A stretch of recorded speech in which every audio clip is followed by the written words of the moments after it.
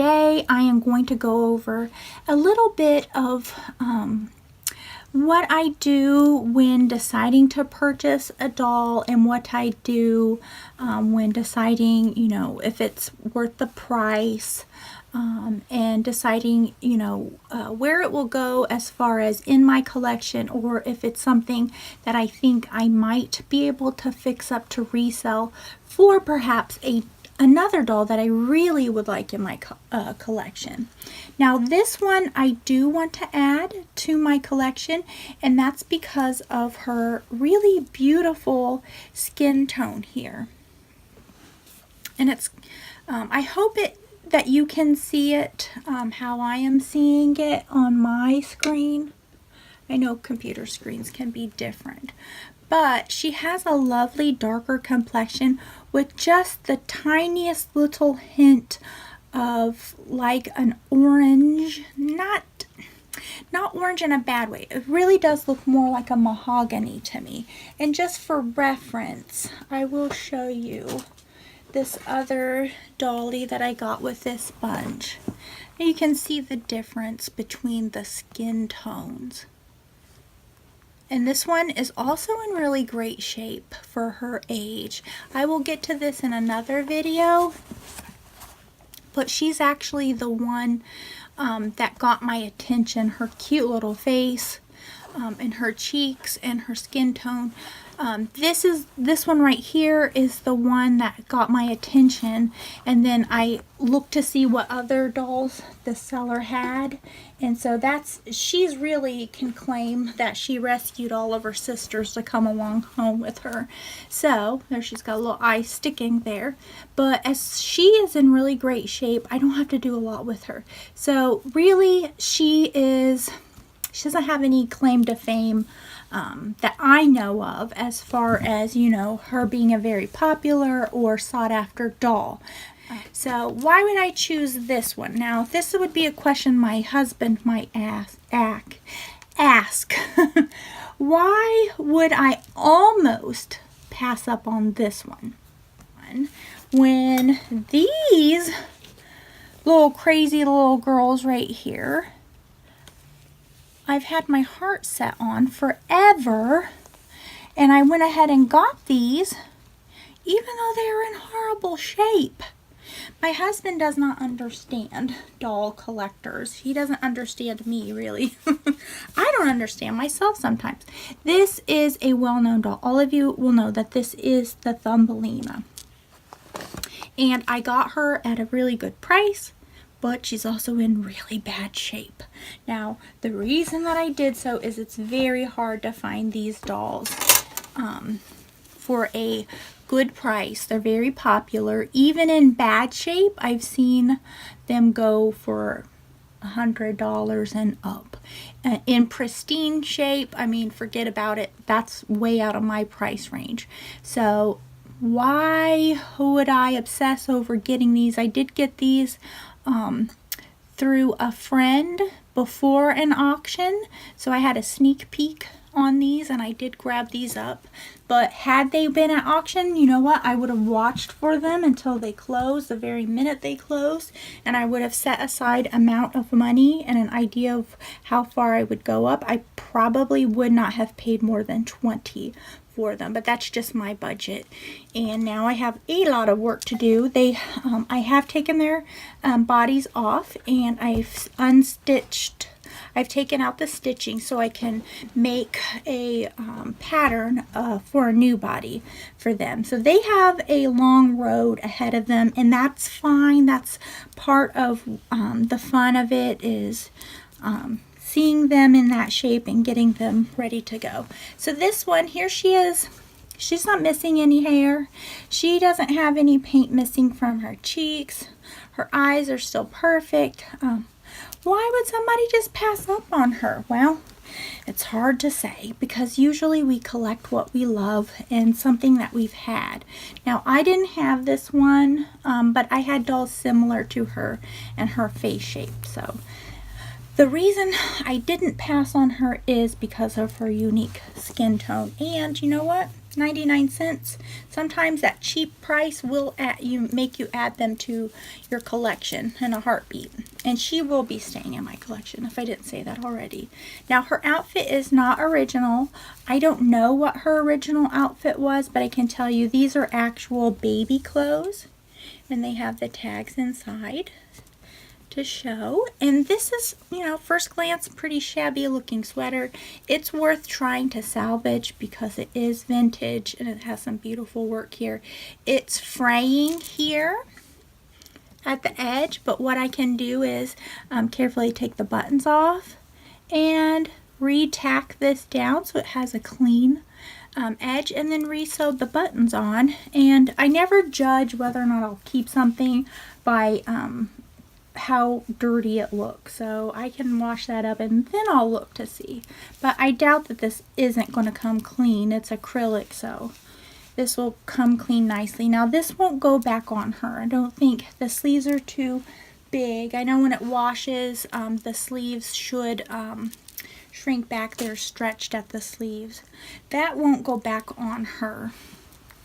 It's really suited for a larger doll because it has the blue detail in it. Probably maybe for a little boy. Now she's wearing this sleeper that also is vintage, and it has this cute little, I guess 2 little twins. I guess they're little boys. They could be little girls too. Which is really cute. And in general, I don't put my dolls in the sleepers because they don't really look dressy to me. I do have dolls that I keep in the sleepers, but this is a candidate because she's more along the lines of a toddler. She is a candidate for something like this, an outfit such as this, you know, one of these. And really, I'm honestly kind of leaning towards this little romper here. Just because she can, she's not a standing doll, so she can't really have like a very ornate, pretty dress. Well, she could, but I'm going to go for something simple that kind of goes what I would think would be for her time period. And let's go ahead and take this off. Well, before I do, I just want to show part of this not looking bright white isn't just that it needs to be washed. It's just a very thin material. And this looks like what would maybe be a lighter sleeper, so not really for winter. It's breathable. But for thinner fabrics, and I do notice this on dolls when they come out of the factory, you get them on the shelf like this. The materials that they use for their clothing is very cheap and it's very thin. So, although this is not her original outfit, you would probably expect something like this if it did come with a sleeper, something that's very thin. This has decorative snaps right here, and then the real snaps are over here. Another neat little feature on these old sleepers. So she will not be getting this back on. And plus, I just don't think it does her justice. And I do in general, if it's an actual clothing item, in general, I do look to see what the size is. That way in my brain I can think of what size the baby doll wears, and if I possibly might one day find something at the store that is a baby's outfit, I'll know what size it is. And I do get some things new, but it has to be on clearance. It really does. I almost always will get it when it is on sale or at the thrift store. So anyway, that is off of her. I will keep in mind, like I said, I will keep in mind the size of the sleeper, and that will let me know what size clothing. But for now, she's going to get a homemade outfit because sometimes we get caught up in projects like this one right here, where it's going to be a long process. So sometimes it feels good to have a little project like this that you know it's going to take you an afternoon at most to clean up and dress her up. So her next step here is to just get wiped down with a soapy washcloth, and her face will get wiped, and then she'll get her hair washed, and hopefully it will keep that nice curl there. And that's all I really wanted to say specifically about this doll. But this doll in particular did bring up what I had said we would be talking about, which is just thoughts about doll collecting, what we collect and why. So, and this doll really did bring that to the forefront again. So I just thought we could just chat a little bit about it. And from time to time, if you haven't already seen a specific video, I may have a video where I'm really excited about kind of a no-name kind of little doll like this. And you might be thinking, geez Louise, lady, act like this is like a museum quality example of dolls. And that's fine. You might be asking yourself, well, what's the big deal about this one? Well, you know, we're all collecting kind of what we would like to have in our collection, and everybody's doll collection will have different examples. I'm not a museum curator, so I'm not trying to create a doll collection that shows certain examples of different materials dolls are made of, or represent different companies and different time periods. So that's not really my job. That's the museum's job. And yes, I love doll museums. I love museums where I stumble upon a little one doll or a small little doll collection. Very excited to see that.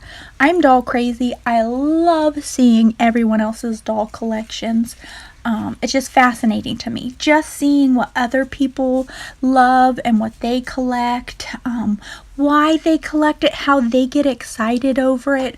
I just eat that up like candy, because I'm a doll collector too.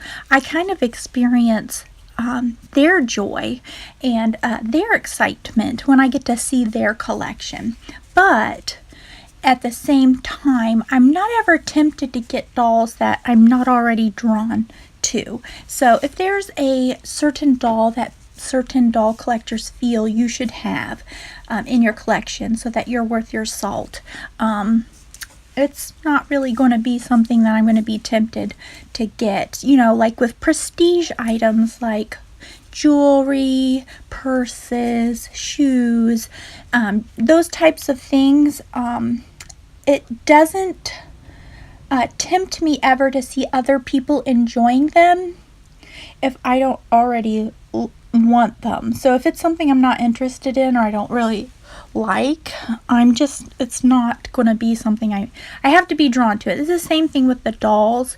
If I see someone's collection, I'm going to be very happy for them, excited for them. I love hearing what it is that they like about this specific doll, even if it's something that I don't necessarily like.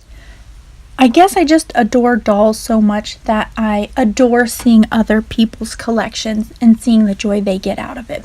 But I'll never be tempted to get something that I wasn't already drawn to. And yes, as collectors over the years, our tastes can change and we can become a little bit more discerning and a little bit more picky as to what we're going to allow in our collection. But in general, unless it's something that I just wasn't aware of, if I've seen it before, I've probably already made a decision as to whether or not I'm drawn to it. And that's really the determining factor. Well, I should say the cost is the first factor, to be perfectly honest. It's got to be in my budget.